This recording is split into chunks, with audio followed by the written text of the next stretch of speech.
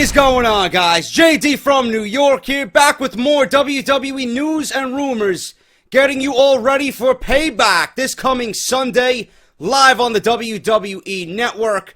We are going to go over Payback a little bit more in depth on Off the Script, episode 115, part number 1 for your Friday. So make sure you guys tune in to Off the Script this coming Friday for more Payback coverage. So thank you guys so much for that. Payback, listen, I'm going to be very honest with you. Payback is shaping up to be a very, very good pay-per-view. WWE, you got to give them some credit about how they have handled this pay-per-view and the booking and the matchmaking.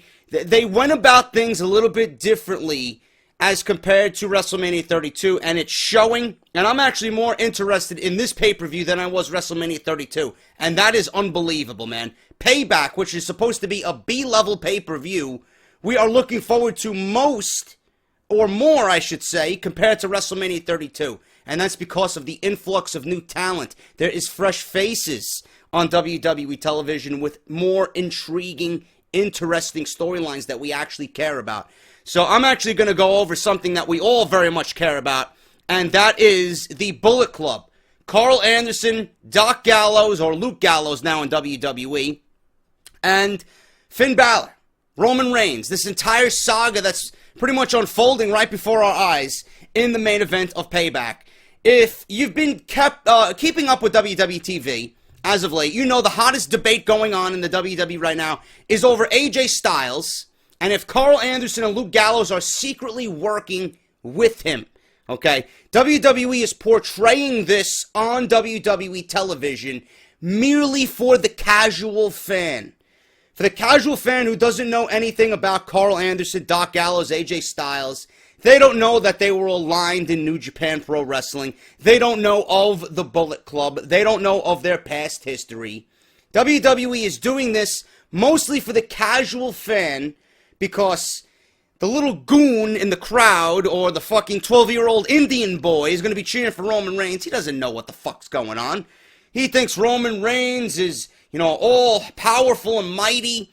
WWE has to portray AJ Styles in a way to make it seem as if he can beat Roman Reigns. They want to stack the odds against Roman Reigns. That's why they're pretty much doing what they're doing on television. So that's the reason for that, okay? Are they working with AJ Styles? I don't think so. I think they're going to turn on AJ Styles. I think they either are going to go align themselves with Roman Reigns, or they are working for someone that we don't know, a.k.a. Finn Balor, okay? We all know, us, that Styles is good friends with both men, as they spent a lot of time together as the Bullet Club in New Japan Pro Wrestling. When it was rumored that 4 New Japan Pro Wrestling stars would be coming to the WWE, it was assumed by some that WWE would put at least 3 of these men together once they arrive. Now, that was my idea. I originally came up with the idea months ago. I put this on the Danger Zone YouTube channel. I said, AJ Styles needs to come into the WWE as a heel, and he needs to align himself with Karl Anderson and Doc Gallows, and they need to go up against the Shield. Roman Reigns, we all know, is going to come out of WrestleMania winning the WWE Championship. What better way to, pretty much debut these guys by overtaking Raw, destroying the WWE Champion. Roman Reigns has no other way to get back at these guys than to fucking get the boys back together. And we have the Shield versus the Bullet Club. Simple booking, and that's a storyline that would last you all through the summer months, possibly up to Survivor Series. That was my idea. But I don't think WWE is going to do that, okay? They are teasing that 3 men are together, or that the 3 men are together, but we don't know if it's actually going to go that way. It made total sense, but the problem always came down to the fact that Finn Balor was still in play. Despite this, WWE has been teasing AJ Styles and his involvement with Anderson and Gallows, even if he tries to shrug it off as him not knowing what they are doing. Realistically, it makes sense for WWE to put all 3 together. However, the tease of it all is simply just smoke for the fire to truly be seen soon. According to Cage Side Seats, WWE has absolutely no plans to put Styles with Anderson and Gallows. It appears that WWE is trying to tease this so that the shocker will come about and people will take notice quickly. It seems as if WWE will be bringing up Finn Balor by WWE Payback or Monday Night Raw following the pay-per-view. WWE has been planning to put Balor with Anderson and Gallows ever since they signed a contract with WWE. Finn Balor, more than most, has been teasing both their arrival and potential pairing with him. We all know that the Balor Club is a huge tease, and we have been knowing this for quite some time, since Balor himself is a huge tease on social media and Twitter. Instagram, Twitter, whatever the fuck you want to call it. You can never truly take his word for something, as he likes to trick people so that you don't expect to see him when he finally does show up. WWE Payback does seem like the most obvious time to see Finn Balor, but obviously within WWE things can always change. WWE did have Balor drop his NXT title to Samoa Joe last week, which means that they are clearly considering a call-up for him sooner rather than later. With both Anderson and Gallows already on the main roster, one would imagine that it wouldn't make much sense for Finn Balor to remain in NXT for much longer. He is still set up to face off with Samoa Joe for the NXT title in June at the next NXT takeover event. However, so if they do bring him up, he is going to be doing double duty at least some of his last legs down in NXT. Just like Kevin Owens did, he was the champion in NXT. He was brought up to the main roster to feud with John Cena. That went very well, so I'm assuming that's going to happen with Finn Balor as well. The rumored plan for WWE Payback is that Anderson and Gallows will be involved in the main event in some way, where AJ Styles will take on Roman Reigns for the WWE World Heavyweight title. They are set to cost AJ Styles the match after his last attempt to refuse their help. This would be the time where we see someone like Finn Balor show up if he's going to be used on Sunday at all. WWE wants to keep the title on Roman Reigns, so AJ will have to lose the match in some way. If WWE has Styles lose due to his friends, it allows AJ to look strong in that he didn't lose cleanly. It also makes sure that Reigns remains champion without having to cleanly beat AJ in Chicago amongst that crowd in order to do it. This sort of gives WWE an out, if you will, to help Reigns out, excuse me, to help Reigns out so that he can keep the title. He doesn't have to cleanly beat AJ in a marked town to retain his championship, so the crowd hate won't be as bad as it could be. Nor would the hate be directed mostly at him for retaining, but rather on Gallows and Anderson for costing AJ the title match. It also allows for the company to potentially debut Balor in front of a very hot crowd. Reigns gets to sort of heal things up a little bit without actually turning in all of this as well, because the excuse would be that he needed someone's help to beat Styles. WWE Payback will be an interesting pay-per-view, and the main event will certainly be worth watching just to see how it ends. Truthfully, WWE has done a fantastic job building this up and making us wonder what will actually occur at the pay-per-view. AJ Styles may not walk out as champion, but he could thrust his way into a major storyline regardless of the outcome. Now that's where it becomes a little bit tricky. Does WWE make this a one-and-done match? AJ versus Roman Reigns.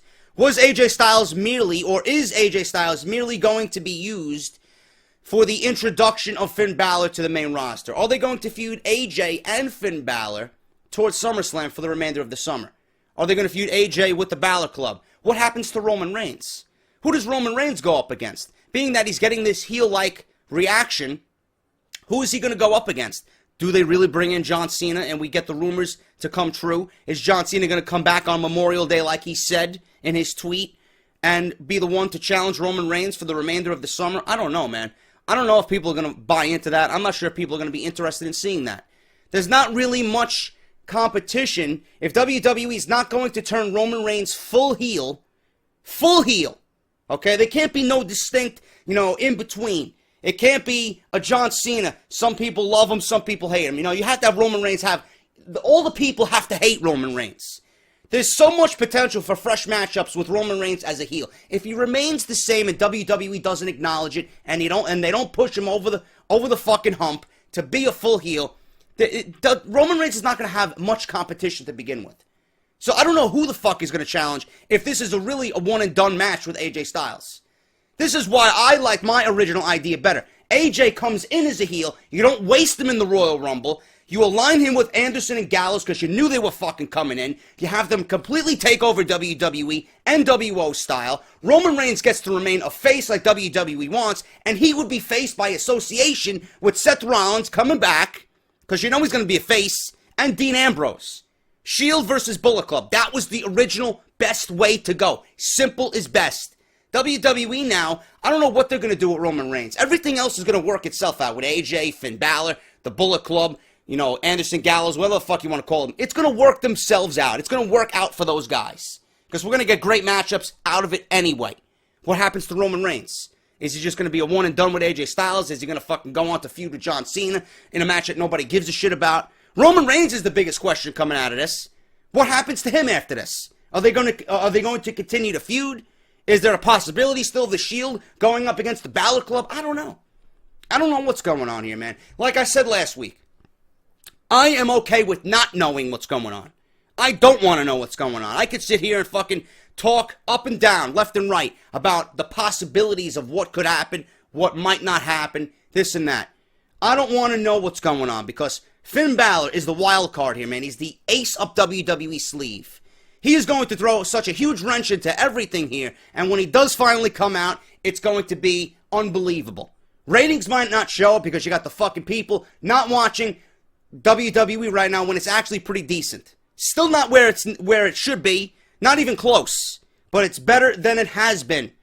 Pretty much all of 2015 was a wash. WWE is giving us decent fucking television. Still boring, still lame, still stale, but it's better than what we've been given.